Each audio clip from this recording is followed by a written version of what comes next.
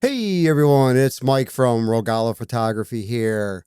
Today, what I want to show you is how to recover an overexposed photo in Lightroom Classic.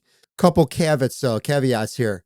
Number one, it is not, for a lot of photos, you are not going to get a perfect photo. If your photo is overexposed, you probably lost some data, especially in the highlights. Okay. And I'm going to show you that right here. First, look at my histogram right here. You can see everything is all over here toward the right. That's not good. But to prove my point here, I'm going to turn on the highlights and you can see everything in red is pretty much completely overexposed. And we're not going to be able to really recover. We're going to be able to recover some of the stuff, but we're not going to be able to get everything. So what we're going to do is I'm going to turn these off because those are going to become a real pain. Also, another caveat. In order to be able to do this, you're going to have the raw file. If you have a JPEG file, the photo is going to be pretty much lost. You might be able to get some of it returned, probably won't be usable. I'm going to be able to get this particular photo back to a usable condition. Now, it won't be perfect. It'll be good for like social media or sharing with people and that kind of stuff. It won't be good for something like, for publishing or for selling and that kind of stuff like that. But, for social media and stuff, we're going to get this photo back to where it's going to look acceptable and usable. But there are going to be parts of this photo that are going to be lost permanently. We're going to get started here. Now, the first thing you can try is you could try different profiles here. See, none of these are really. See, neutral actually worked pretty good. Okay, I mean, not bad, but it's still washed out. You can also try auto. And you know what? It actually didn't do a half bad job. Brought it pretty much back right there. But you're going to most likely going to have to come into your sliders, mostly in the tone section of the basic tab. Okay, mostly in here. So I'm going to bring the exposure down. And the thing is that even though I'm going to be kind of over or underexposing the photo, I'll bring a lot of it back with masking. Contrast, let's see here. That probably did a little bit right there. Highlights, I'm just going to bring the highlights all the way down.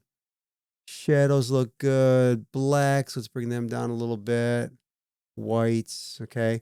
Now, here's where you got to be a little careful, especially with a portrait and especially of a lady. You do not, especially if it's an older person, you do not want to go crazy with texture and clarity because it can really be unflattering, especially to a female face. For a male, a lot of times we try to accent those wrinkles and creases because it makes the man look, quote, wise and like he has wisdom and that kind of stuff.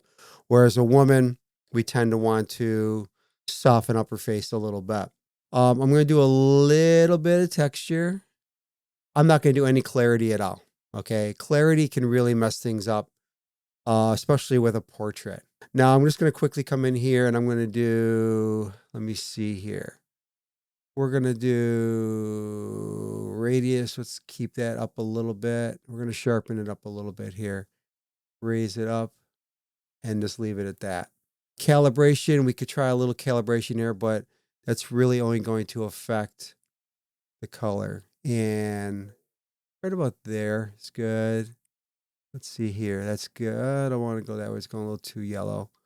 And then we'll go right there. And again, that really hasn't anything to do with bringing it back. That's just to kind of get the color. Because what happens is that when you have an overexposed photo and you're trying to bring it back, it will mess with the saturation of your colors. It will fade them a little bit.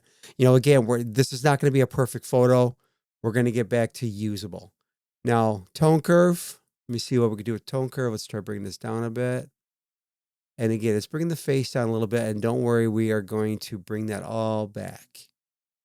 So now what we're going to do is we're going to get into some masking here. So the first thing I want to do is let's just do subject. So there's a subject. However, her face is in shadow and this dress is completely overexposed. So if I start messing with these sliders, I might fix one area, but I'm going to make the other area worse. So what I want to do is I want to subtract, and I'm going to use a linear gradient here. Okay. And what I want to do is I want to bring her face back for right now. So I'm going to bring this up a little bit, and I'm going to bring this up to here, bring that down right about there. And now what I can do is I can start bringing back the light in her face. Let's kind of desaturate that little bit. I don't want to go too much. Exposure, we can kind of go a little bit with the exposure, not too much.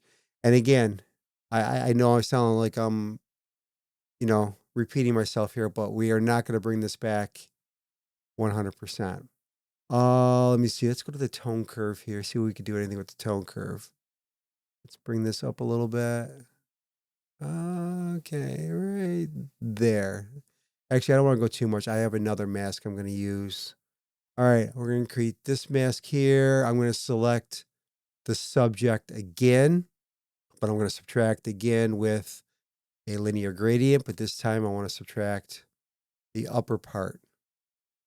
Okay, because I just want to work with the dress. And again, this I hate. It's not going to be perfect here. So let me see. We'll bring that. Let's do highlights. Let's bring them down a little bit. See, again, you can see I'm bringing this all the way down, and all I'm really doing is just graying it out. I'm not really bringing any detail back.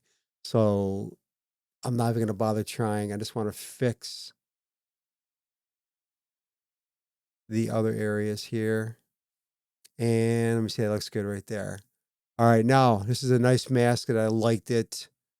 Lightroom included, or Adobe included in Lightroom, is select people, and you gotta give your Lightroom a few minutes. Mine is already set, so I'm gonna click person here, and then I want to do facial skin for right now, and I'm gonna create mask. Okay, it's nice because I can specialize in just the face. White again. You don't want to go crazy with this because it's not gonna. Oh, let's see if what happens if you go too much. So let me see there. Let's make this a little less green. We're going to desaturate that a little bit. Okay. Now let's come back to the people mask. And I want to do her body skin here. And I want to bring those highlights down. And we're bringing the to see again.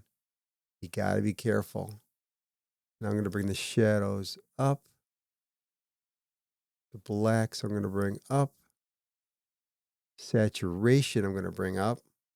I'm going to add a little bit of, no, not too much, just a little bit.